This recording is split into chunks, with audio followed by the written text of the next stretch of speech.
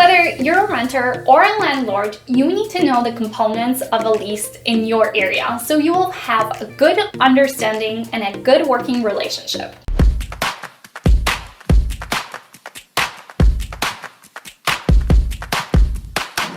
Hi there, this is Gabby with Nex-Gen Real Estate and Property Management, serving Chicagoland in their real estate needs. And if you enjoy content like this, please let me know by subscribing and hitting that like button. As always, you can find a link below to schedule a free consultation with me. Today, I will discuss the components of a lease, especially here in the Midwest. A lease is a legal binding document agreed upon by both the landlord and the tenant for the use of the property as a residence. This lease comes after the tenant has been properly vetted and approved by the landlord. The terms of the lease come from the negotiations between the two parties and are in abeyance of Illinois and Chicago real estate laws. Stay tuned for my upcoming course called Guide to Perfect Tenants, where I will show you how we successfully find great tenants for all our landlord clients. All leases in the Midwest follow defined limits on security deposit, discrimination, tenancy duration, and responsibilities of both the landlord and the tenant. As a general rule, landlords should provide a safe, habitable property compliant with local building and housing codes, including regular maintenances and supply of utilities such as electricity, heating, and water. On the other hand, tenants should keep the property clean,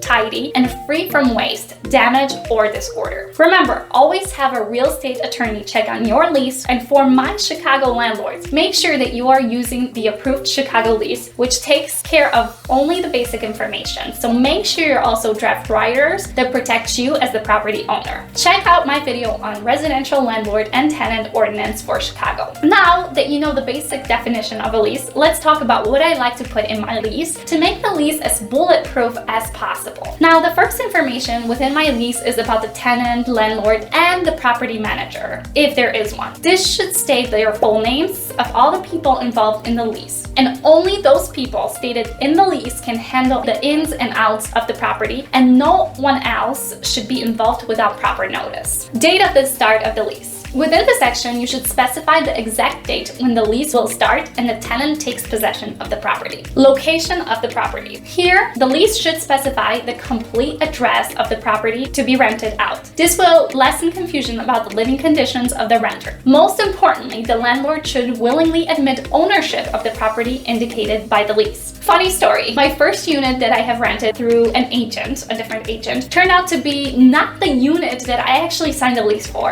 And on the move-in day, I walked into a stranger's unit. So apparently I was shown the wrong unit at the time, which luckily my real unit ended up being slightly bigger and with a dishwasher, which was a win for me. Next is the term duration and of the lease. Here you specify the exact duration of the lease from commencement to termination. Upon the latter date, the tenant is required to leave the property unless they are renewing the lease. At Nex-Gen, we add an option for renewing for 1 extra year without any changes to the lease. We typically ask about the renewal option 2 to 3 months in advance just to get any unit turnover on the books. If the landlord has property manager, the lease should include their full company name and the role of the property manager enforcing the provisions of the lease on behalf of the landlord, and making it super clear that the property manager is their main contact. Next comes the most financially contentious of the lease, the rent details. Here, the landlord should specify the exact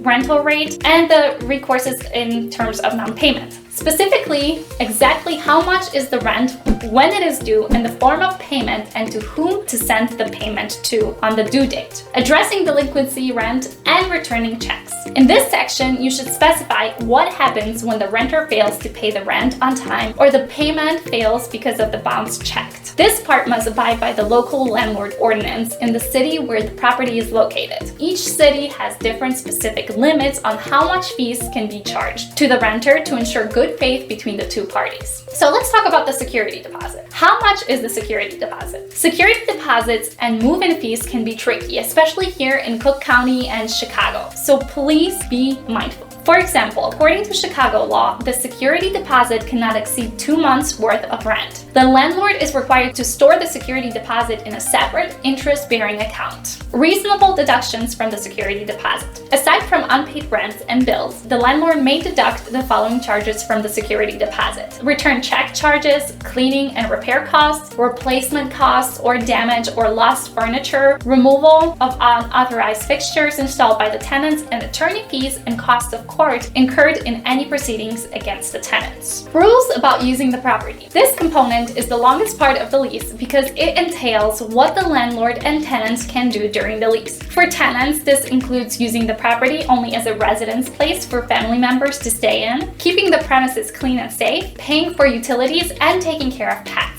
The landlord, on the other hand, should deliver the ownership of the property upon commencement of the lease and comply with all local real estate laws. Are short-term rentals or subletting allowed? This part should refer to the local real estate laws regarding short-term rentals and sublets. If the renter violates the laws expressly, this would terminate the lease. I personally do not allow any short-term rentals and subletting unless the new tenant has gone through our application process. Renovations. This part should specify which alterations, improvements, or renovations of the property the renter can make. I also like to mention which hazardous chemicals and materials won't be allowed on the property. Paying for utilities. It should be clearly stated in the lease what utilities the tenant is responsible for. Maintenance and repair. You have to include the things that the tenant should and should not do to maintain the property's good, habitable condition. This includes cleaning the home from top to bottom, refraining from changing anything